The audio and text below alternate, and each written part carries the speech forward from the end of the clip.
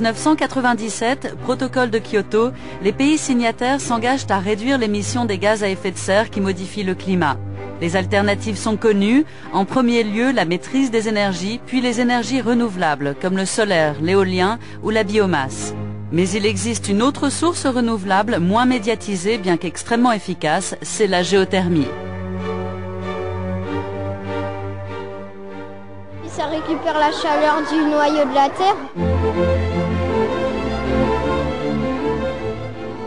La géothermie, c'est tout simplement l'exploitation de la chaleur de la Terre. La planète Terre, à l'intérieur, est extrêmement chaude. On a des températures, disons, sous quelques kilomètres, quelques dizaines de kilomètres, qui atteignent 1200 degrés. C'est la température du manteau. Ce qui fait que plus on creuse dans la Terre, plus la température augmente en fonction de l'épaisseur de la croûte terrestre. Par exemple, sous Paris, on atteint des températures de 70 degrés environ vers 1800 mètres. Et dans certaines régions volcaniques, la température peut atteindre 300 degrés dès 1000 mètres.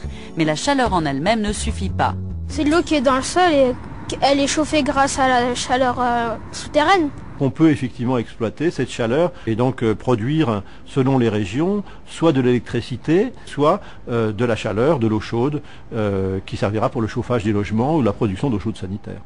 Pour exploiter cette eau chaude, on fait deux forages. Le premier pour puiser le fluide à une température de 70 degrés environ, l'autre pour le réinjecter dans le sous-sol après en avoir extrait la chaleur. C'est le principe du doublé géothermique auquel on associe un échangeur de chaleur. On n'envoie pas directement la chaleur dans les radiateurs parce que l'eau géothermale en fait est souvent chargée en sel. Souvent c'est une ancienne eau de mer en fait tout simplement, donc une eau assez salée. Par contre on échange la chaleur avec un échangeur de chaleur en surface avec le réseau de distribution de chaleur dans les habitations. En France, les recherches ont permis d'identifier notamment deux réservoirs importants, l'un sous le bassin aquitain, l'autre couvre l'ensemble du bassin parisien. Alors sous Paris, on a cette formation du Dogger, donc c'est un étage du Jurassique, un étage calcaire de cette eau plus salée, qui elle permet de chauffer directement, parce qu'on a atteint des températures de 70 à 80 degrés, de chauffer directement des ensembles de logements. Et ça s'étend sous tout le bassin de Paris. Ce bassin est exploité aujourd'hui par 35 installations géothermiques sur différentes municipalités d'Île-de-France. En tout, ces exploitations alimentent 150 000 équivalents logements, habitations, équipements sportifs et autres bâtiments publics. Une source d'énergie qui, contrairement aux énergies fossiles, n'a aucun impact sur l'effet de serre.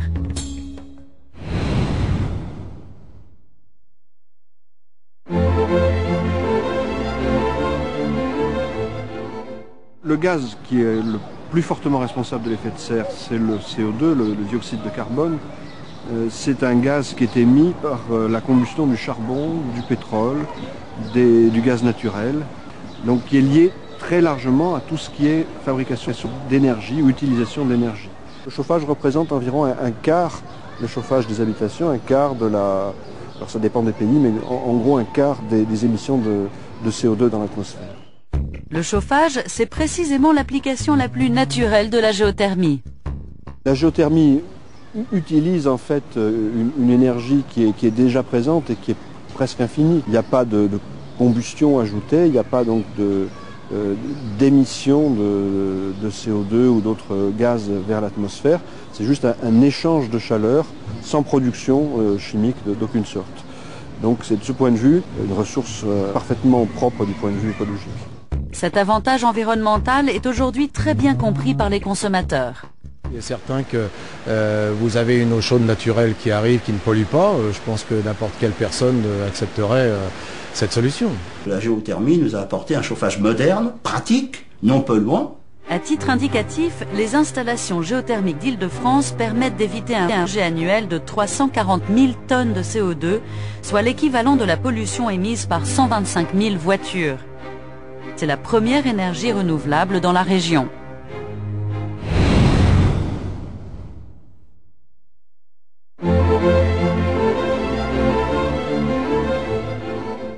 On peut dire que l'énergie est un problème pour le monde entier depuis les années 70, avec les premiers chocs pétroliers, 73 d'abord, 79, une flambée formidable des cours du pétrole.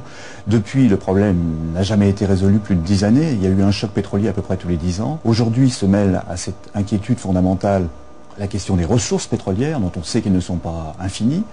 celle aussi de la pollution. Et c'est la raison pour laquelle, depuis maintenant 2 décennies environ, tous les pays, en particulier les pays occidentaux, se sont mis à chercher des énergies alternatives, l'éolien, l'hydraulique bien sûr, mais aussi la géothermie.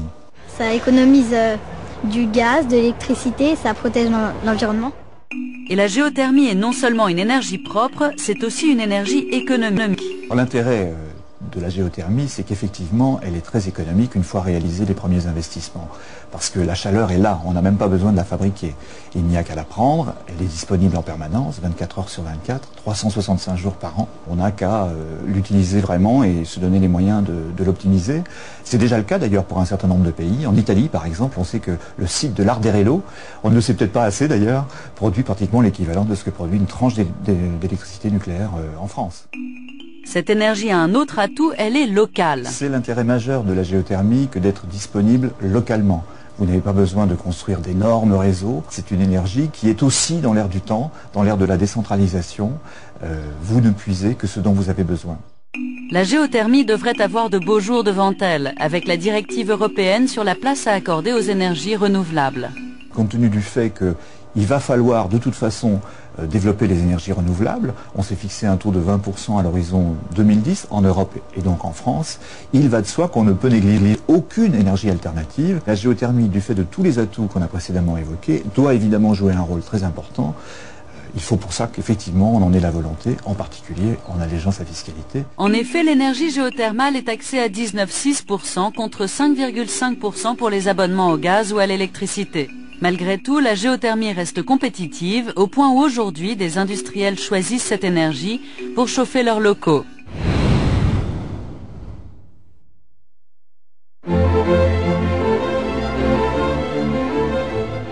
Du point de vue écologique, nous avons en fait des attentes de plus en plus fortes de la part à la fois de nos clients, d'agences de notation d'investisseurs éthiques et aussi de nos collaborateurs qui attendent que leur entreprise soit innovante sur ce sujet. Et d'un point de vue financier, la géothermie est une énergie extrêmement rentable. Exemple, à l'hôtel Ibis de Melun. Jusqu'à maintenant, on était chauffé avec des ballons d'eau chaude. Nous en avions 4 qui étaient chauffés à l'électricité. Et donc la géothermie nous a permis un peu la suppression de ces ballons-là. On parle aussi de suppression de tous les services annexes qui étaient à côté, les contrats de maintenance qui étaient obligatoires, l'adoucisseur qui était nécessaire aussi pour maintenir une bonne qualité de l'eau. À côté de ça, on a aussi fait une économie au niveau de l'électricité. Sur l'Ibis Melun, l'investissement qui a été nécessaire pour convertir l'hôtel et qu'il y ait un raccordement à la géothermie, c'est d'environ 60 000 €. Là-dessus, on a eu une aide aussi de l'ADEME sur cet investissement. L'économie annuelle, elle est de 30 000 €. Comme tout recours à des énergies renouvelables, c'est en effet un argument commercial de plus en plus fort vis-à-vis de nos clients qui sont sensibles et nous le disent aux enjeux environnementaux. Donc l'intérêt pour nous, c'est aussi de communiquer cet engagement sur l'hôtel et au niveau plus généralement du groupe. Même s'il s'agit de la première énergie renouvelable en Île-de-France, la géothermie ne représente aujourd'hui que 0,44% des énergies produites en France. Une situation qui devrait changer rapidement car la région Île-de-France et l'Agence de l'environnement et de la maîtrise de l'énergie ont décidé de travailler étroitement avec les collectivités et les entreprises de la région pour développer la géothermie dans le plus grand intérêt des générations futures.